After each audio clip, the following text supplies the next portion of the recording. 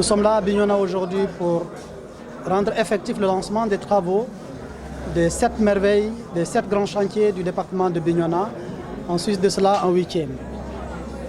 Vous aurez remarqué, et nous félicitons et remercions de passage le préfet de Bignona qui a bien voulu venir présider la cérémonie parce qu'après tout, il s'agit des investissements de l'État, il s'agit des investissements avec de l'argent public et il s'agit de nous, des membres de l'État, en tant que collectivité territoriale, certes. Cela dit, sur les 7 grands projets, vous aurez noté que nous en avons 2 qui sont dans le volet de l'éducation, la réhabilitation du lycée de Tangori, de Bignona, le lycée Aoun Sané de Bignona, la construction du lycée de Tangori. Nous avons 3 qui sont du volet social. Nous avons le centre d'écoute des violences faites aux femmes et aux enfants. Nous avons le centre d'accueil cicatrix de Tobor.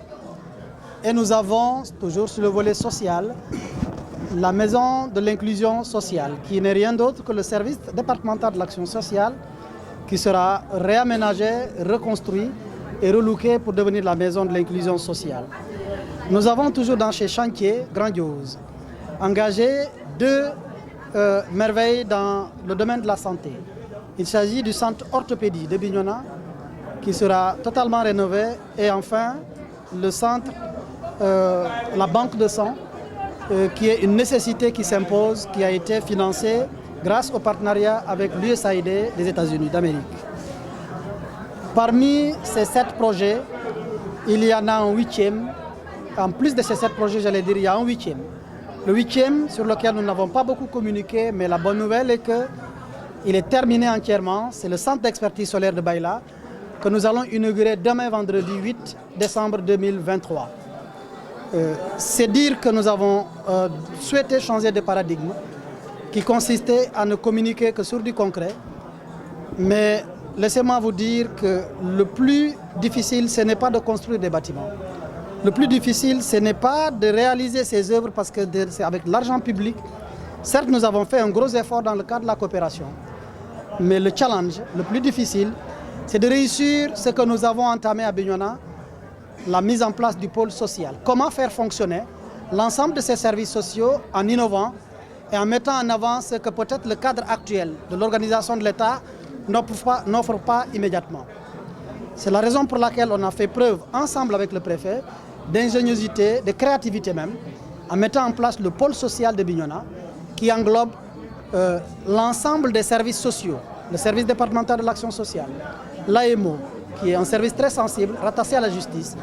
Nous avons le service départemental du développement communautaire et le service départemental de la famille, qu'ensemble le préfet a accepté qu'on réunisse dans le cadre d'un pôle social et à la tête duquel le comité départemental de l'action sociale, que le préfet m'a fait l'honneur de présider, et je lui ai rendu l'honneur qu'il le présidera chaque fois qu'il sera présent à cette réunion. L'organisation départementale de Bignona est subdivisée en 6 bassins de vie, lesquels bassins de vie sont une représentation d'une réalité historique, culturelle, et qui est un levier à fortifier. Nous avons le bassin des Kalounaï, le bassin du Fogny, le bassin du Boulouf, le bassin du Fogny-Kombo, le bassin du Kamebel, qui représente le Kalounaï d'ailleurs, et le bassin du Yakoubel, le bassin du Boulouf également que j'ai cité. Et chaque bassin regroupe un lot de communes pour dire que nous n'avons pas oublié l'organisation tracée par l'État. Ce n'est pas en marge de ce que l'État a fait. La place de l'éducation est tellement forte que par, pas jalousie, mais par orgueil patriotique, par orgueil d'agents de l'État, nous n'y avons fait que les fonds propres. Le lycée Aoun Sané, il n'y a aucun sou qui vient de la coopération, c'était un choix de nous autres. Le lycée de Tangori également, c'est sur fonds propres. Ça, c'est pour nous, ça a beaucoup de signification. Ces fonds propres, ce n'est rien d'autre que les fonds que l'État nous a alloués dans le cadre des investissements. Avec la libre administration, l'État nous laisse le soin d'arbitrer et de décider là où on va mettre ça. Par retour de médaille positive à l'État, nous avons décidé de communiquer en faisant de ces services-là un choix souverain, où nous avons mis les fonds propres pour réhabiliter le lycée Aoun Sané et reconstruire. Mais laissez-moi vous dire, nous avons également eu le bon retour de la médaille de l'État qui a aussitôt décidé, à travers l'IA, de construire immédiatement le lycée de Tangori avec un budget de 400 millions, ce qui fait que nos 3 salles de classe sont maintenues, mais Tangori s'est bonifié maintenant d'un nouveau lycée qui va être opérationnel, Inch'Allah, dès la rentrée d'octobre prochain, c'est-à-dire octobre 2024. Ben oui, voilà, sur les 8 projets qui ont été évoqués, 5 sont en partenariat dans le cadre de la coopération entre Bionna et la Savoie. Donc c'est forcément un honneur de voir que ces projets vont pouvoir être lancés après des mois et des mois et des mois, voire des années de travail pour confectionner ces projets, lancer les appels d'offres, obtenir les différents soumissionnaires sur les marchés et puis enfin attribuer les marchés. Donc un gros travail qu'a fait notre partenaire du département de la Savoie. Mais je dirais qu'au-delà des chantiers, des constructions, nous ce qu'on retient dans la coopération, c'est que c'est un très bel échange d'expériences entre Bionna et Savoyard.